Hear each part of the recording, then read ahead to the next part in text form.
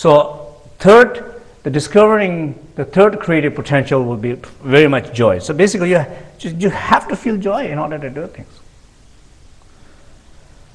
But have to feel means not you're pushing yourself and forcing yourself to fulfill. No. Just allow. Discover. It's there. Don't try. Don't try.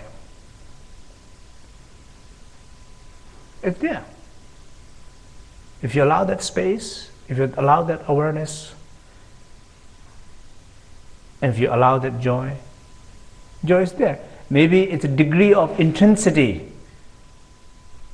Sometimes it might be very intense, very obvious, but it's there. Seed is there. Let's say in case it's not there, like you put a seed in the right soil. It's a question about putting in a seed in the right soil. If you put in a wrong soil, it will not grow. The wrong soil will be, you don't want to do seed of inspiration and joy in pain. Soil of pain, the inspiration seed doesn't grow. You put that inspirational seed into that unbounded space, into that infinite awareness. You put in the right soil. You plant it there, and then what do? You hold in that awareness. It's like when you put a soil in earth, and then what it needs is this warmth of sun, and the sun is hitting. So how many hours that seed need before it comes out? Let's say it needs 10 hours. So as sun is shining in that soil, just like this, it's shining. Sun is not saying, I'm getting stressed out here. Waiting 10 hours, I'm feeling resistance. Do you think sun will say that? Getting stressed out? The sun is getting stressed out, the air is getting stressed out, the water is getting stressed out. No, fortunately they don't. So if you are holding in that space, if you're holding that warmth on that soil without feeling stressed out, feeling like sun's warmth, it's just a matter of time. That means, basically means a little longer, little longer, little longer. You know, every second of that warmth touching that soil counts, because every second makes that 10 hours. It's going to give the birth.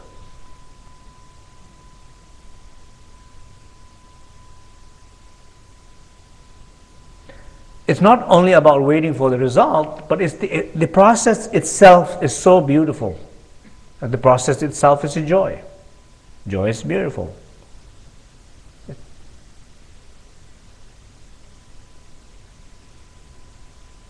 As long as if you see that beauty of qualities, then you have discovered the third creative potential.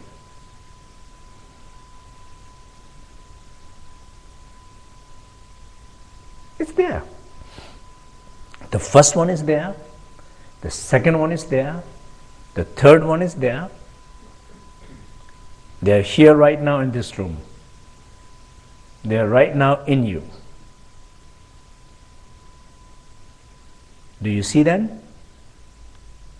Do you see your first creative potential?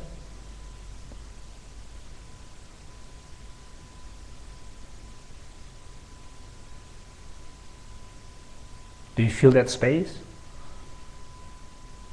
Or you're sitting on your pain?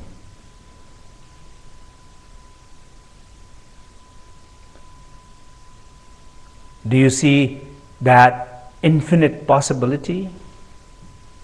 Do you feel that connection to that space? Or you are very secretly so connected to what is not happening? It's not working, it's not working, it's not working. My life is not working. These people are not changing. This is not happening, that's not happening. Are you secretly reciting the mantra of not happening, not happening, not happening. Or you're seeing the potentiality, the possibility. Do you feel you have a choice to shift your attention to what's not working to what can work, the infinite possibility? Can you see the possibility to shift that attention? Can you see the potential to shift that attention in 1 second and in few seconds, not weeks or months? Can you see in a few seconds you can shift that energy from focusing so much on what is not working to all the infinite possibility that exists in you? If you discover that, you're discovering your creative potential, right? These are the qualities that are going to change your life.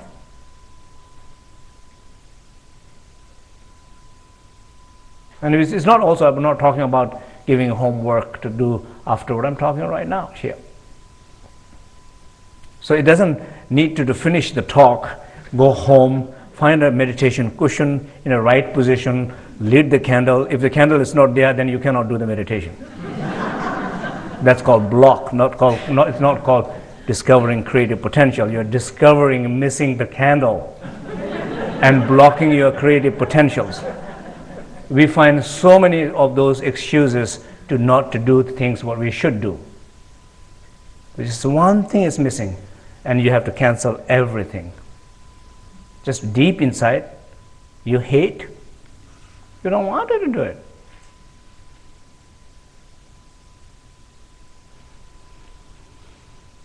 When that happens, it's not about so much trying to do what you think you should do, trying to address more the one who is having resistance to do it.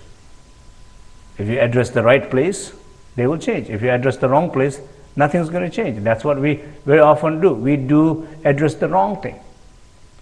We focus on outcome. We don't focus on the one who is creating these things. Who is creating all these things? Who is creating the resistance? We are just focused on what is not outcome is coming.